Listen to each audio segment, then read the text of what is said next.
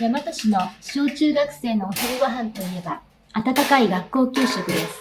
子供たちにとっては毎日の食事であり、大人の方々にとっては懐かしく思う方も多いかもしれません。そんな学校給食ですが、どのようにして作られているのか、知らない方も多いのではないでしょうか。大和市では、市立小学校19校、中学校9校のすべてで、主食、牛乳、おかずを提供する完全給食を実施しています。市内には学校内に調理場を設置している単独調理校が8校、複数の学校を担当する共同調理場が3カ所あります。この11カ所で毎日約1万9000食分が作られています。まずは給食のメニューが作られる様子を見てみましょう。栄養教諭であったり、栄養士で、持ち回りで月ごとに大まかなメニューを考案しています。大和市の給食が登録されているのシステムを使って組み合わせて栄養価をしっかり満たしているか、食材の不足がないかというのを確認し、最終的に調整をかけていきます。楽しいとか美味しいと食べた時に感じてもらえるように、積極的に旬の食材を取り入れて、子供たちが苦手なような食材も何回も取り入れていくことで、だんだん慣れていってもらえるように献立を立てています。栄養素に関してもしっかりと子供たちの成長に必要な栄養素が取れるようなメニューを限られた給食費の中で作るようにしています。メニュー作りはこれで終わりではありません。作成されたメニューは月に一度、学校給食に携わる栄養士が集まり、内容を吟味しながら意見交換を行います。1年生が食べやすい魚があまり見つからなくて。いろいろご意見いただいて、動かしててここに来てるので、ここでの意見が反映され、メニューが決まりました。メニューが決まったら、食材の見積もりを取ります。その後、実物を見ながら、どこのメーカーや産地の食材を使うか話し合います。それでは、長い時間かけて作ったメニューが給食になるところを見ていきましょう。ここは、市内に3カ所ある共同調理場の一つ、南部調理場です。火を通すだけで提供できる冷凍食品が給食でも増えつつありますが、大和市の給食は手間をかけて作る手作りにこだわっています。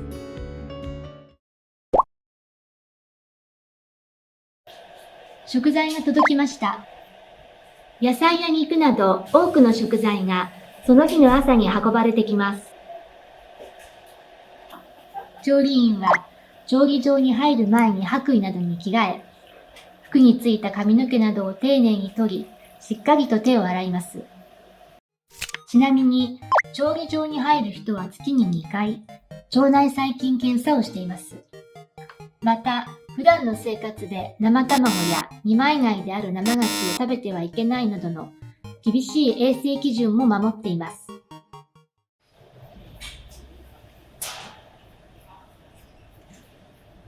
葉っぱに虫などがついていないか確認して、届いた野菜を洗います。その数なんと3回以上。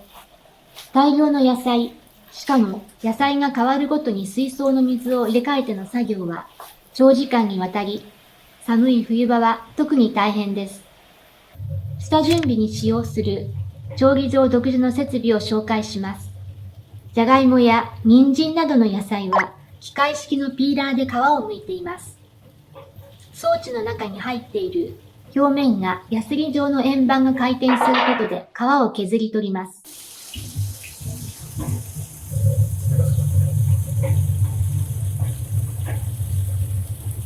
5分くらいできれいに皮が剥けました。じゃがいもはピーラーにかけた後、一つ一つ手作業で目取りをします。ネギの輪切りなど細かく切るものはこちらのスライサーでカットします。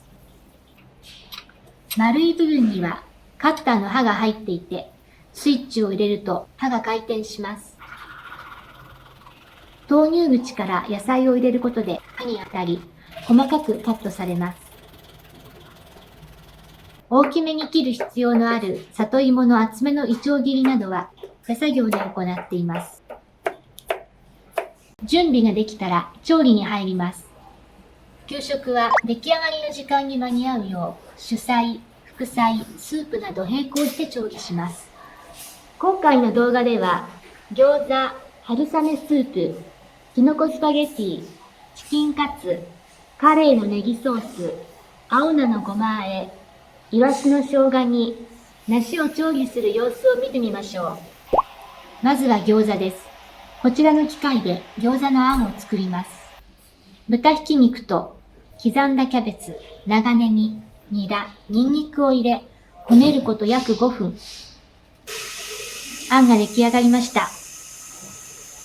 できたあんを一つ一つ手作業で包んでいきます。一つの餃子を作るのにかかるのは、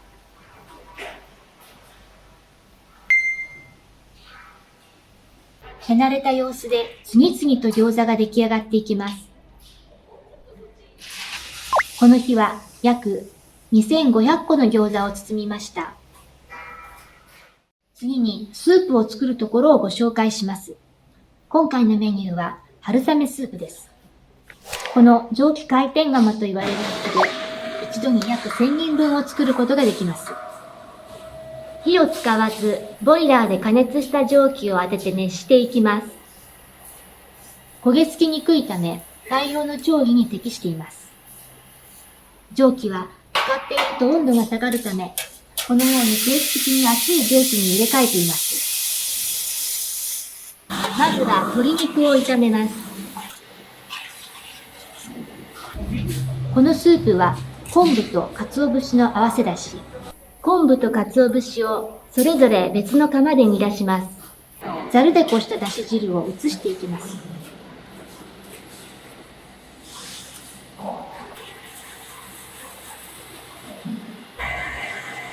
途中、人参を加え、アクを取りながら煮詰めます。釜用の大きな物差しで量を確認します。スパテラという器具で混ぜながら、キャベツ、下茹でしたチンゲン菜、ネギを入れて味付けをします。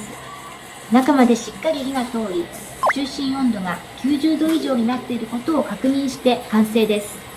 この釜では炒め物も調理します。今回はきのこスパゲッティを作ります。ベーコン、人参、玉ねぎを炒め、ケチャップなどの調味料、マッシュルームを加えソースを作ります。スパゲッティは食べやすいよう短めのものを使います。袋を開けるときはビニール袋の切れ端が入らないよう必ず注意します。別の釜でスパゲッティを茹でます。塊にならないよう注意しながらソースと和えます。量が多いため2人がかりで混ぜていきます。トマトの酸味が飛び、仕上がったら検食を行います。検食は上長、栄養士、調理員が釜ごとに必ず行っていて、異物が入っていないか、味に違和感がないかといったことを実際に人が口にして調べるものです。また、万が一食中毒などの問題が起きたときに、遡って確認できるよう、調理場で作られたものはこちらの容器に入れて、約2週間、マイナス20度以下で冷凍保存します。出来上がったキノコのスパゲッティは、この大きな柄杓で食感に移します。食感は冷めないよう二重構造になっていて、保温性がとても高い入れ物です。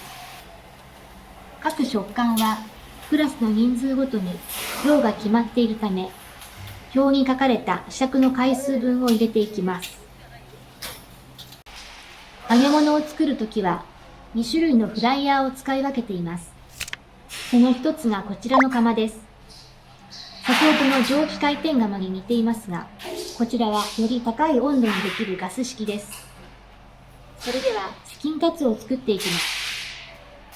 ベルトコンベヤーに鶏肉を乗せると、水に小麦粉を溶かしたバッター液を通り、パン粉の入ったボウルに落ちます。この衣がついた鶏肉をまとめて油に入れて揚げていきます。油の温度は170度です。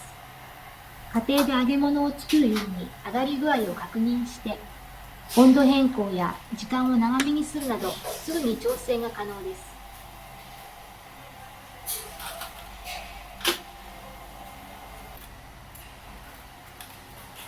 揚がったらソースをかけて完成です。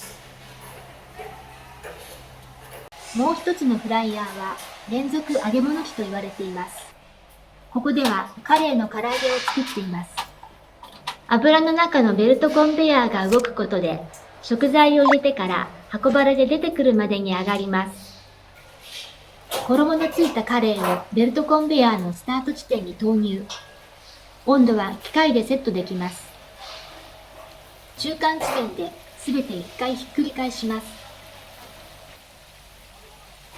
180度の油の中を約5分かけて移動し、最後は出来上がったカレーをキャッチ。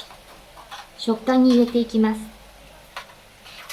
連続揚げ物機は均一な揚げ上がりと均等な色味で美しく仕上げることができるのが特徴です。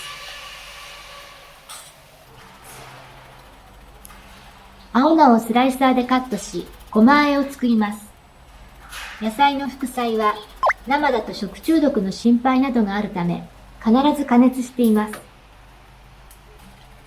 茹でた青菜をこちらの真空冷却機で10度以下に短時間で冷やします。冷やすことで菌の繁殖を防ぐことができます。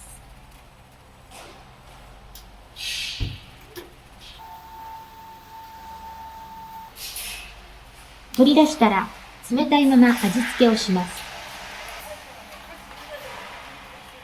味付けに使用する調味料、ごまもそれぞれ加熱し、温度確認をしてから冷まして使っています。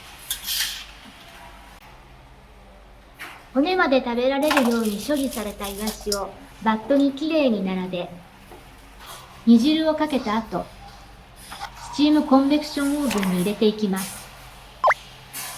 こちらは焼くことと蒸すことの両方ができる機械で、食材の形を崩さず加熱することができるため、煮物や焼き物などの大量調理に適しています。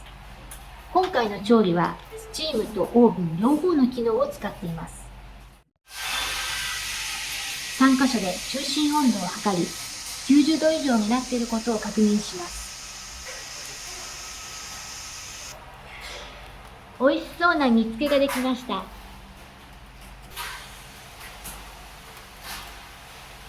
梨やリンゴなどの丸い果物は、こちらの皮むき器を使って剥きます。針の真ん中に梨を差し込み、ハンドルを回すと、あっという間に皮が剥けました。その後、手作業で切り分けた後、芯を取ります。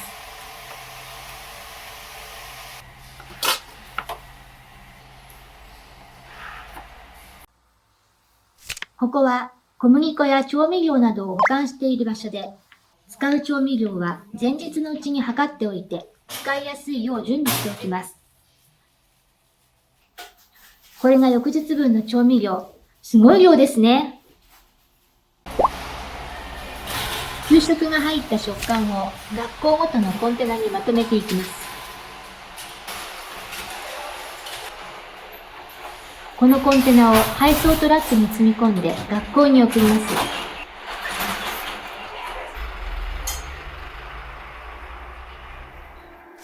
ここは小学校の配膳室です。調理場からコンテナが届きました。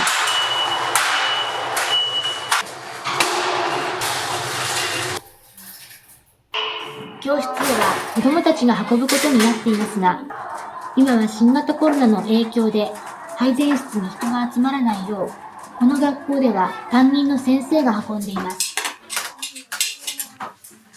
これまでは笑顔あふれる楽しい給食の時間でしたが、感染予防のため、現在はパーテーションをつけて黙食をしています。給食を送り出しても調理場の仕事は終わりません。休む間もなく後片付けが始まります。シンクは当然のこと、釜など調理に使用した設備も隅々まで清掃します。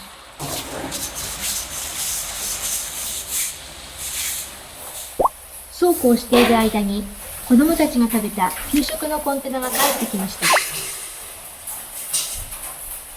食管と食器は一つずつ手作業で洗った後、重ならないように並べて洗浄水にかけます。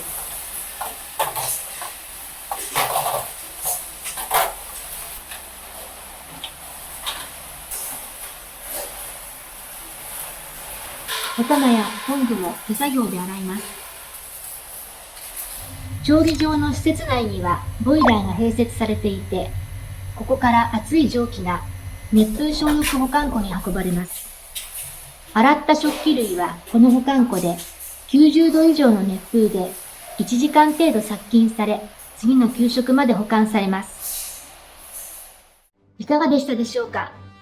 給食は安全・安心なだけでなく、美味しく食べてもらえるよう、たくさんの作業を経て、子供たちの元へと届けられます。大和市では、これからも毎日のいただきますと、ごちそうさまに応えられるよう、日々頑張っていきます。ごちそうさまでした。